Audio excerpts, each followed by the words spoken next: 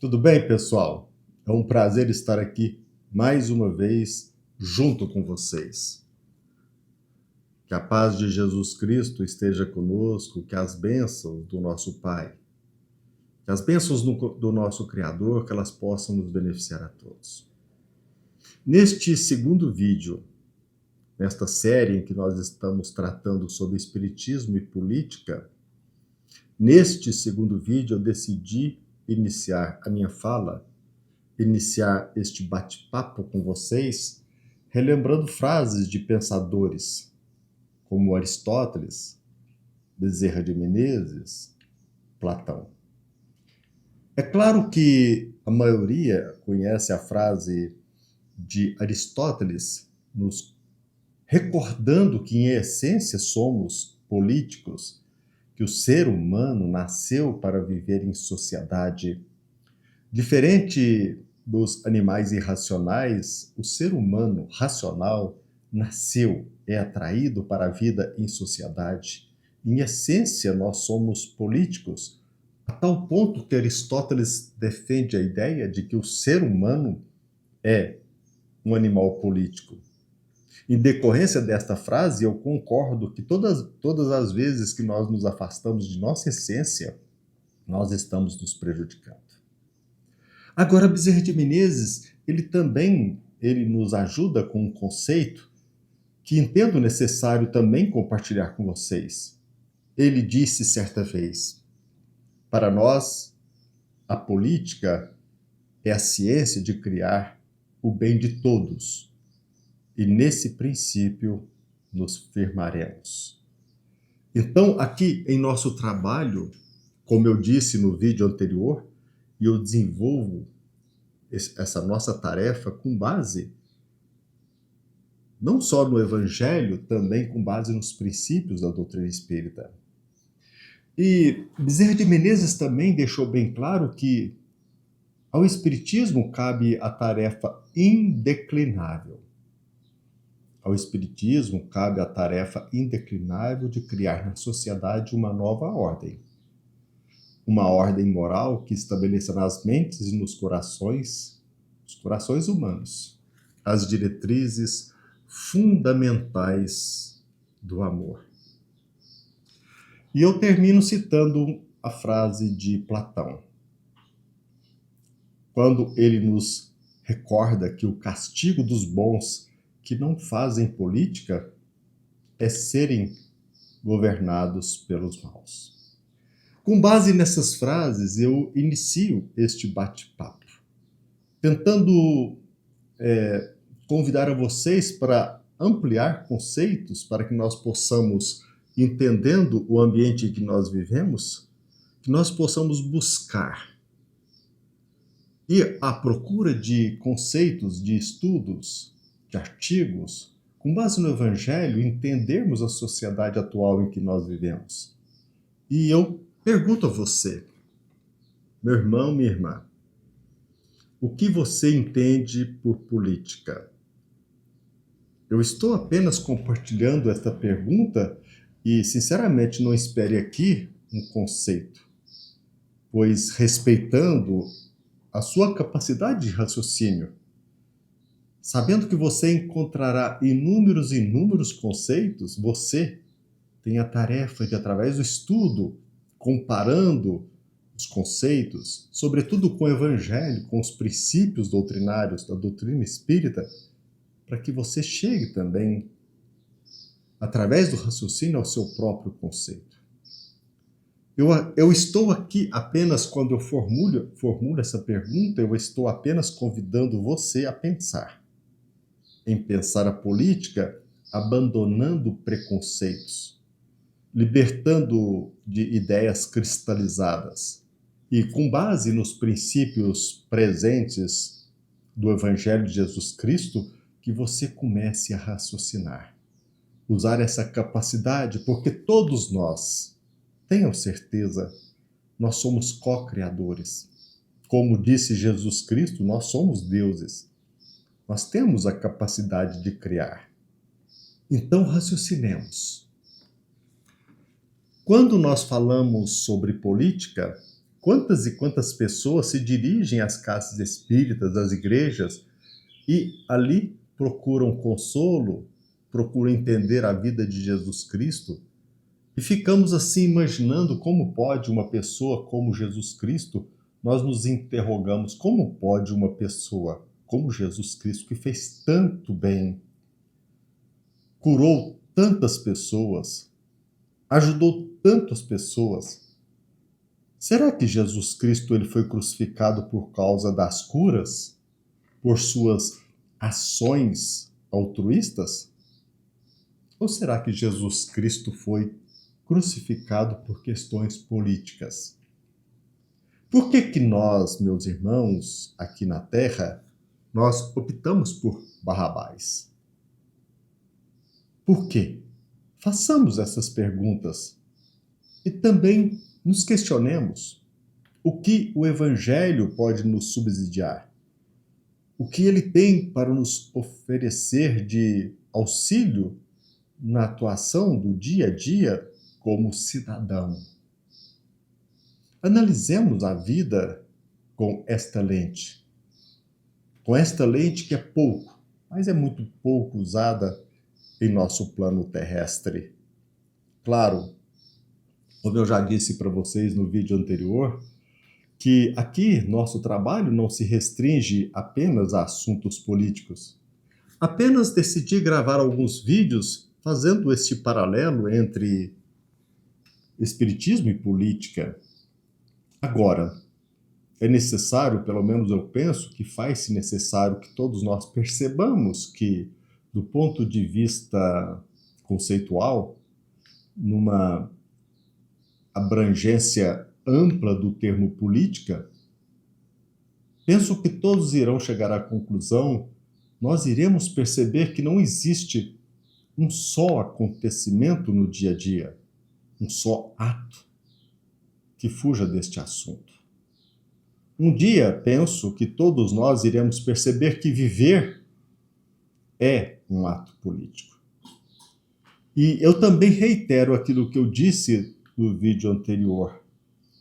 Eu procuro, sinceramente, tanto quanto possível, enfocar, compartilhar estes assuntos, esses vídeos, a minha fala, com tudo aquilo que eu tenho aprendido, com princípios da doutrina espírita e olhando o Evangelho com a devida atenção, prestando atenção naquilo que a maioria dos estudiosos espíritas, eles, através da tarefa deles, que nós possamos juntos procurar ajudar o maior número de pessoas.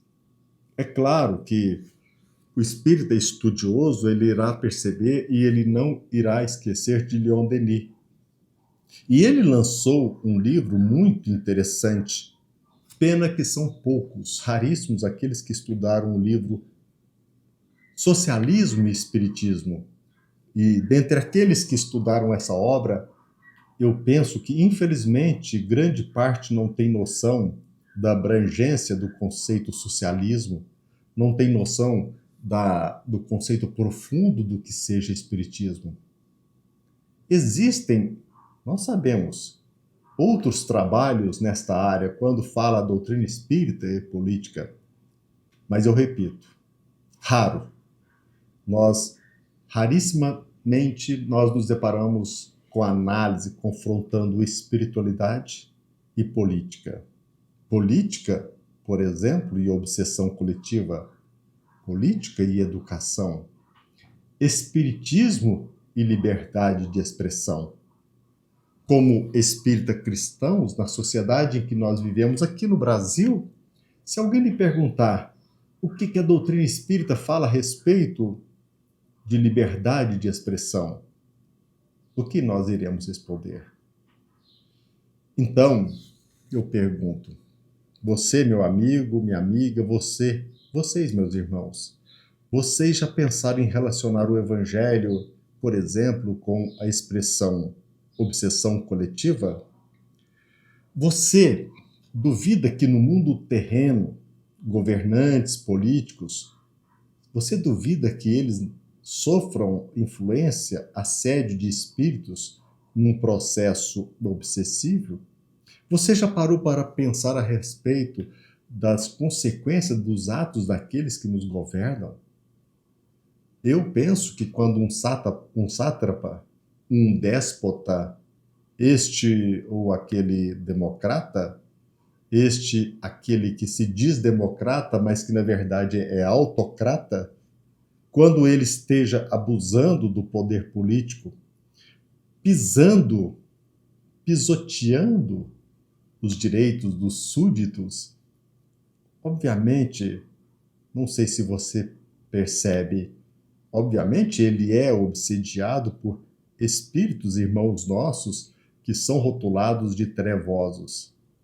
Não só por espíritos trevosos que se destacam pela maldade, sobretudo também pela sua inteligência.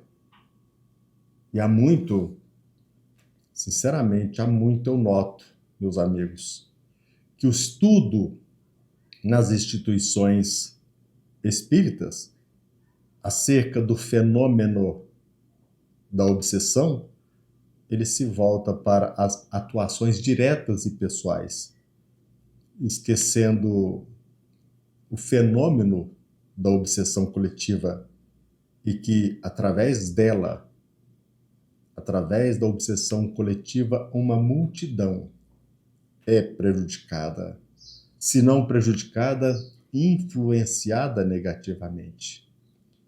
Além você sabe, como estudioso da doutrina espírita, que além das várias espécies de obsessão sobre este ou aquele indivíduo, ou vice-versa, incluindo até mesmo a obsessão entre encarnados, eu penso que nós devemos voltar a nossa atenção para a atuação de organizações criminosas no plano espiritual, conduzida por espíritos tão trevosos, não só hábeis na execução do processo obsessivo, como também, repito, por destacada inteligência. É importantíssimo que sejamos lembrados da necessidade da vigilância, porque quase sempre, quando nós nos referimos à obsessão, nós não nos inteiramos sobre o convite necessário para que olhemos para o nosso dia a dia com o devido cuidado. A tal ponto que muitos menosprezam rótulos como Satanás, demônios, dragões. Penso que todos nós precisamos ficar atentos. Vivendo na sociedade, precisamos estar, como disse Jesus Cristo, vigilantes. Perguntemo-nos, será que esta ou aquela organização criminosa no plano espiritual, será que sinceramente esta organização criminosa ela irá perder tempo apenas com a obsessão direta a esta ou aquela pessoa, este ou aquele obsedado? Será que eles iriam perder tanto tempo apenas em obsediar determinada pessoa por hipnose pessoal? Ou iria usar, por exemplo, os meios de comunicação, a fim de que o propósito maligno alcance imensidão de pessoas? O devido cuidado para que nós analisemos estas instituições cuja atuação atinge interesse de uma coletividade. Então eu pergunto, será que esta ou aquela organização criminosa no plano espiritual, por exemplo, buscando fomentar a luxúria, será que iria perder tempo, apenas o seu tempo, assediando este ou aquele indivíduo, incentivando-o à promiscuidade pessoal?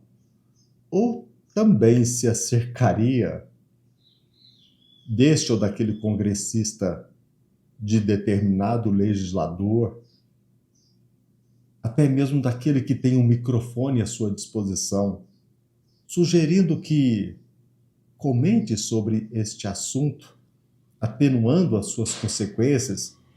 Será que estas organizações trevosas não iriam incentivar ou sugerir que se aprove, por exemplo, que se aprove legalmente a retirada do bebê do ventre materno antes do tempo?